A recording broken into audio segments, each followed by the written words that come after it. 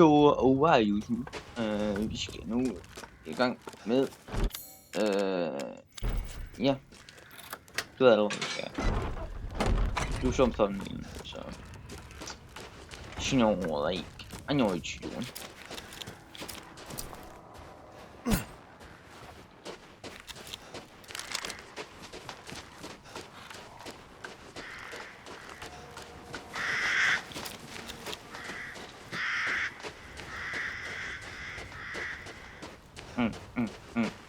Det er mig et tog.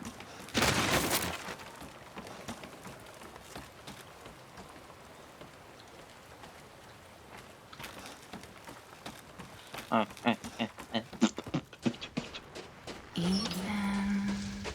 What? Jeg skyder dig. Ethan, come with me. There's something I have to tell you. Nej, Yeah? What's Ellers going tak. on? Helst ikke. Ja.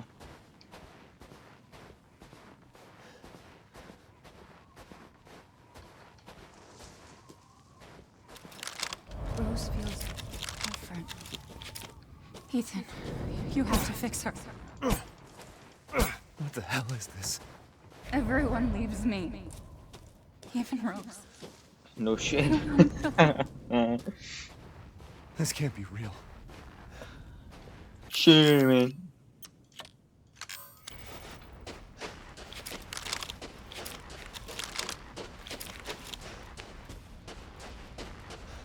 Kan jeg ikke løbe? Jeg er så langt. Kom nu. Am I losing it? Ja.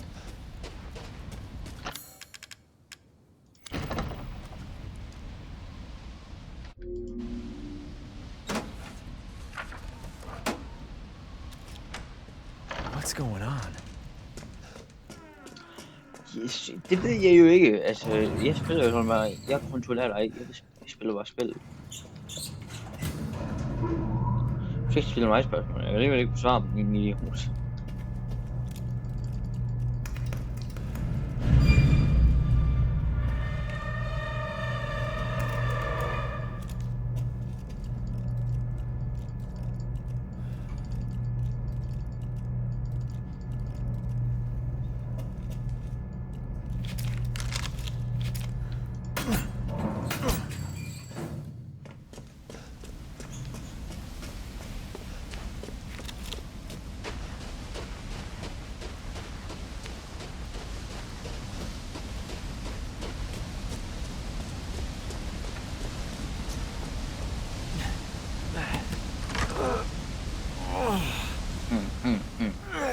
Up.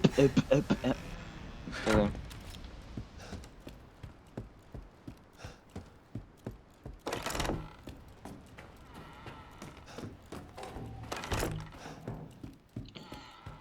Vi løber igen. Så kom nu for helvede. Kom nu. Løb for fanden i helvede. Vi løber så langt. Helt åndssvagt.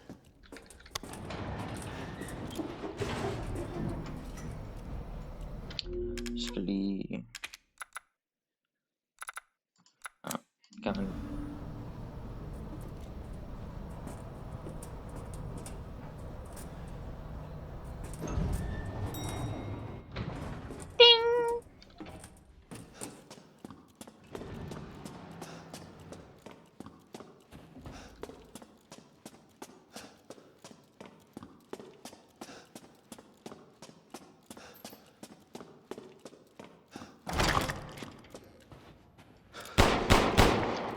Skal bare lige prøve, okay? Skal bare lige...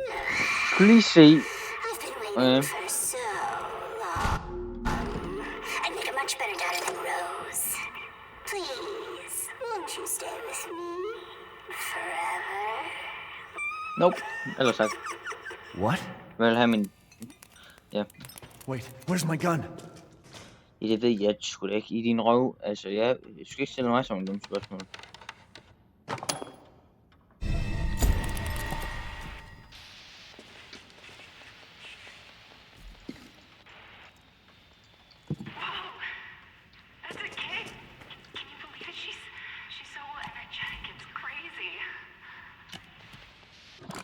Me.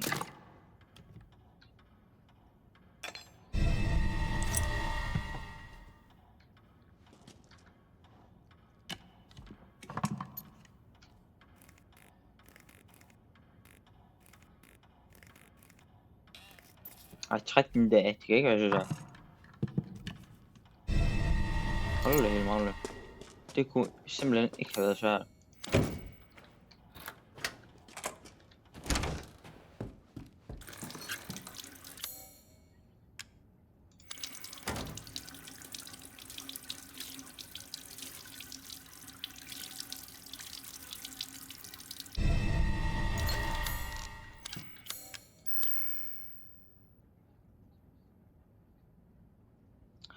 Level 5 Ninja Ulven.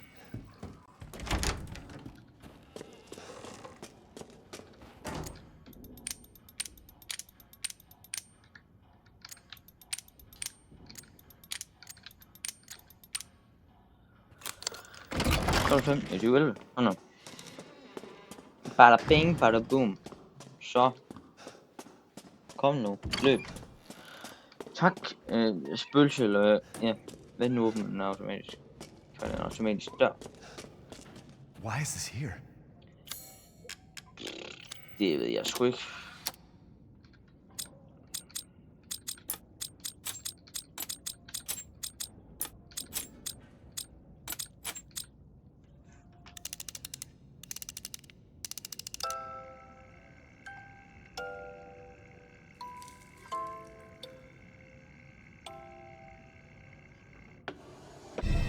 Yes!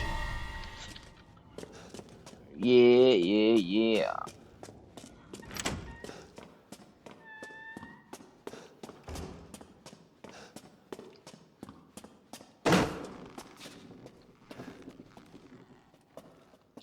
Dit hus er ved at fuldstændig gå fuldstændig amok, kvinde.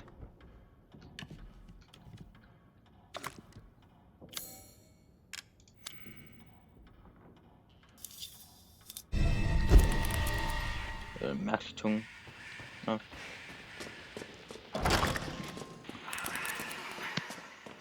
Så skræmte mig det der. Hvorfor gjorde det det? Det ved jeg ikke. Jeg havde ikke fuldstændig... Det havde jeg slet ikke helt tænkt på.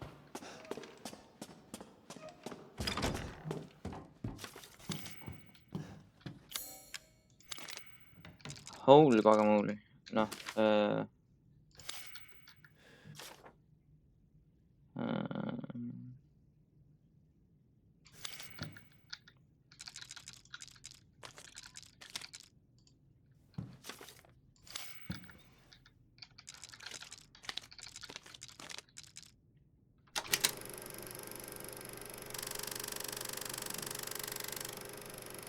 ret sikker på det er det.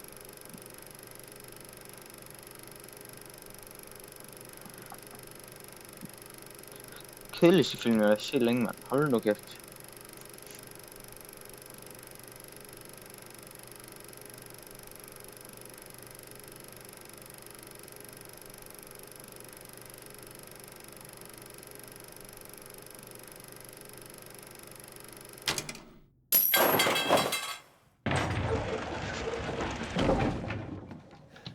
Yes!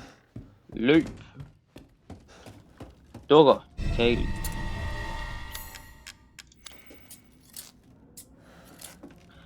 Hvad glor du på, hva'? Grim. Ja, den må gå til voicemail. Det gider ikke den.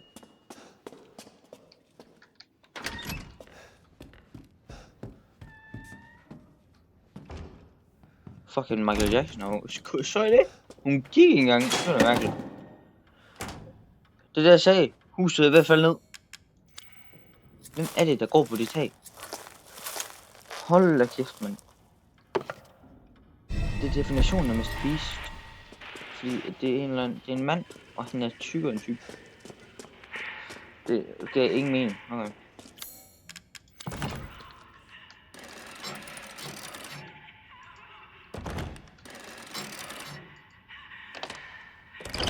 Oh, no.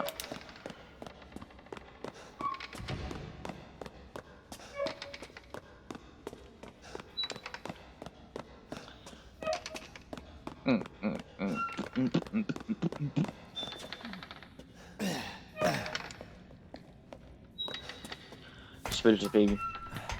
100 PD. 100. Svær. På min mor. Jamen,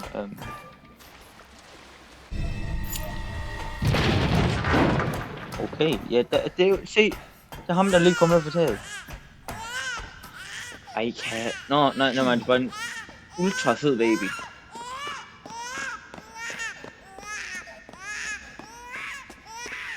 Ej, hold da kæft for helvede. Du larmer og skriger og lugter på bøtten.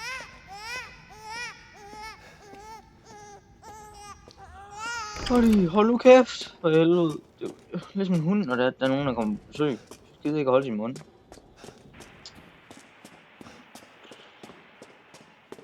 Er det et startkabel?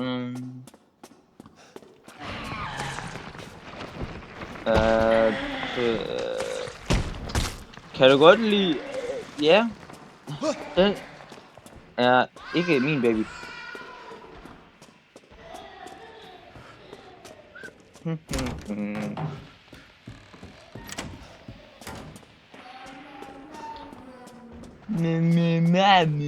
Hold da bøtte. Luk da kæft.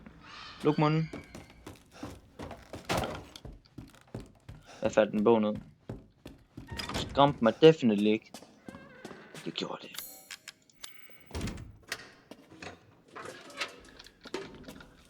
Tag den nu for helvede og løb. Gider ikke se den baby igen. Grim. Kender mennesker, der kender mennesker, der flår den lige hjem. Jeg kan høre den. Ved du hvad, telefonen ringede til dig lige for lidt siden. Jeg ved ikke helt, om den er dig. Kan du ikke lige tage den op og ringe igen? Jeg kan lade den gå til voicemail. Jeg beklager virkelig. Ligner... Ja, et misforstår. Ved jeg ikke.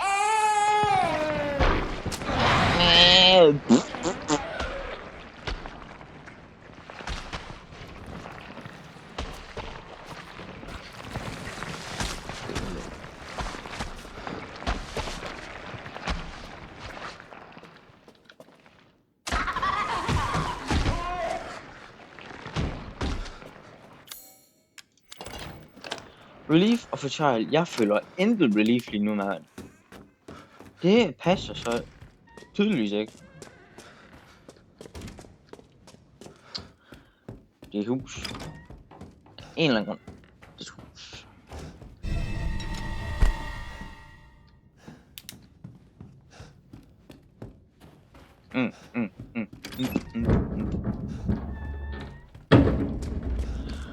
Baby er gay. Du er gay. Hold nu kæft, mand. Okay, nej. Det er jeg ikke. Vær rolig, baby. Du er ikke gay.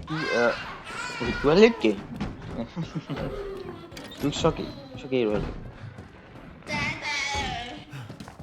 Nej. Har en lille trick, som jeg har gjort et par gange. Fordi jeg spillede der på den anden konsol før.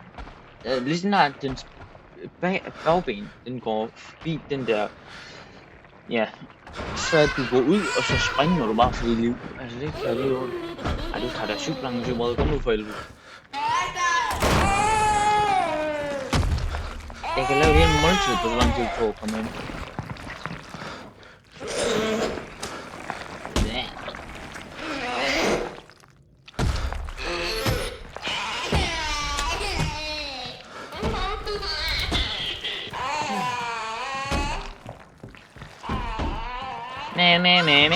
Nej, du er lort til det her, dit svin. Luk nu.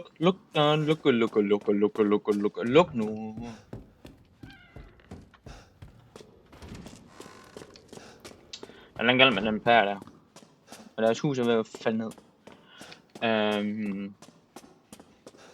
Det speedrunner vildt bare det her. Altså, en baby kan ikke nå at fange mig. Se lige lidt. Baby! Kom her! Kom herind, lille baby. Jeg skal have en lille snak. Og så står der i hjørnet der. Me. Luk på den bøtten bare med ind. Husk det.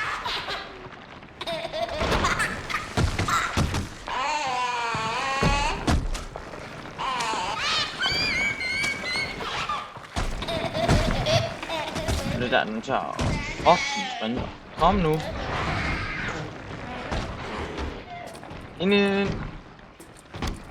Yeah, baby. Den spawnede bare. Så er det bare, når man kaster en saks ned i alt muligt. Boohoo. Kræd i din egen... Svøm i din egen tårer, altså jeg er ligeglad. Ding, kom nu. Kan du løbe nu? Det er da dejligt. Nå, den der dukker der igen. Hallo. Farvel. Try and find me.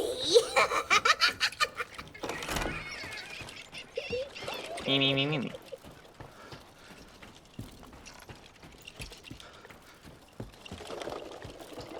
Er du? Ja, det er du.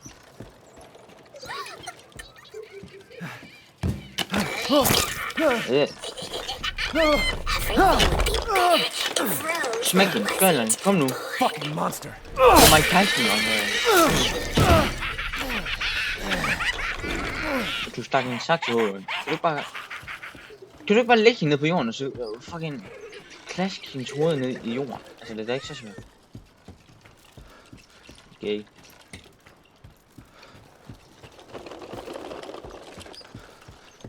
Har dukkerne i sidst?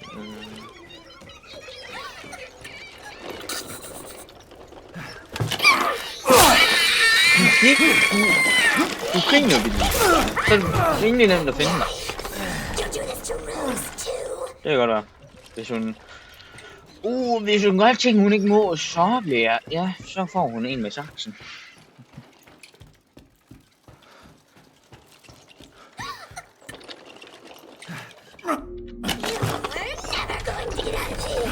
Det er løgn.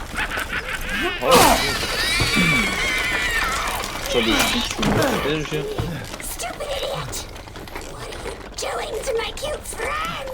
Jeg gør altså kun det. Sådan kan man fandme også gøre. Det kan jeg også sige. Jeg dræbte hende. Ikke dukke. It's over. Håber.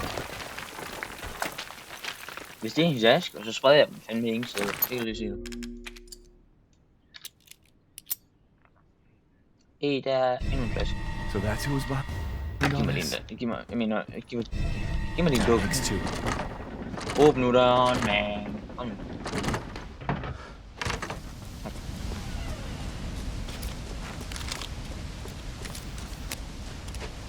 Bap.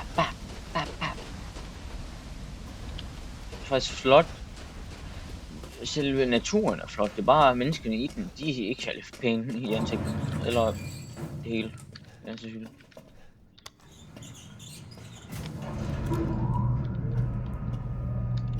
Ved du hvad? Gør jeg noget?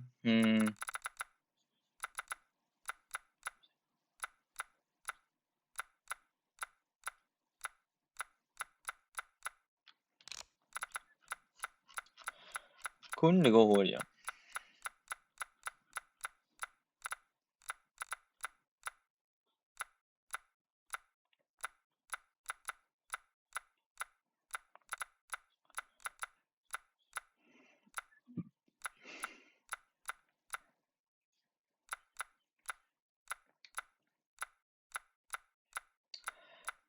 Daka, what the fuck? Ej, seriøst. 2 sekunder. Nu stopper det. Det var de... ja. Nå. Sådan lidt.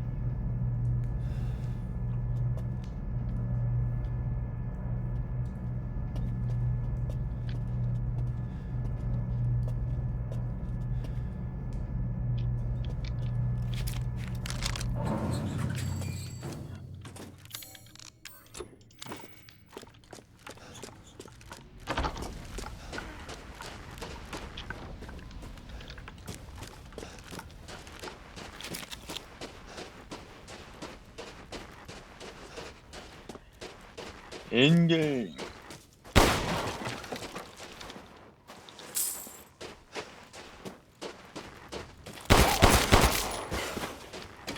Okay.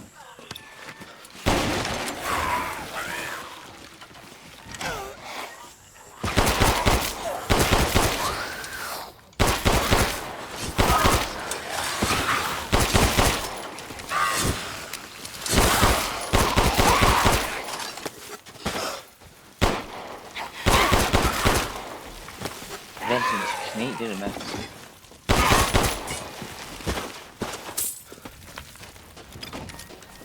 Lad mig være. Tyt. Ham er... Yeah.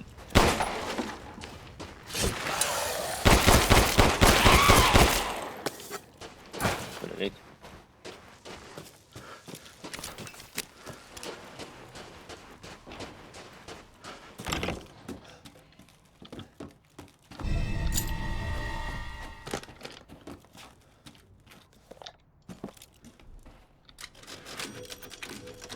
Gør lidt noget. Nå.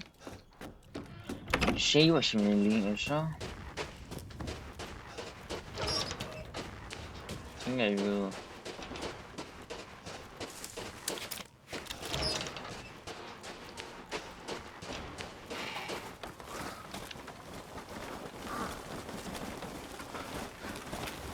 Før jeg tænkte, kan jeg det der sådan...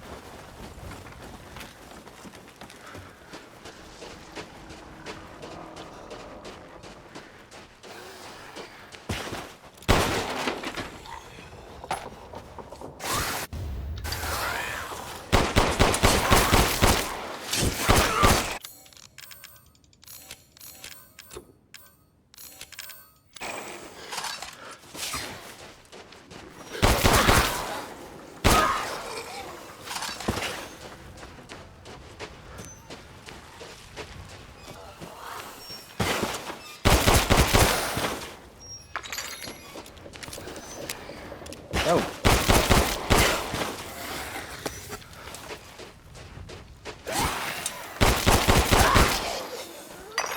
Ja. Præcis.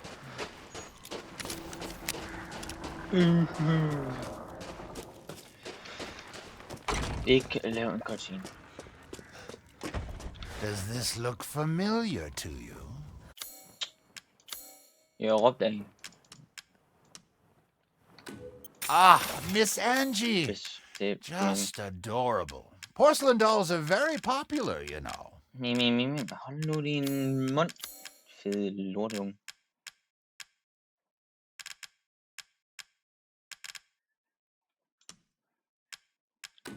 Little and often fills the purse, as they say.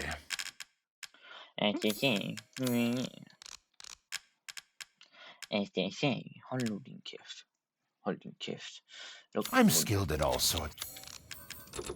A good deal, if I say so myself. Hold nu, du... Amo You wish to make fra a mig. purchase? Det er så skide irriterende.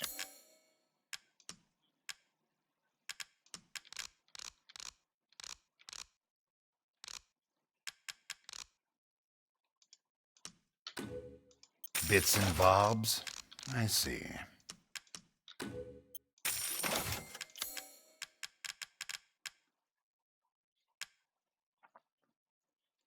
Okay. To hunger used to be a good deal, if I say so myself. Må jeg snakke med dig igen? Kom nu. Welcome.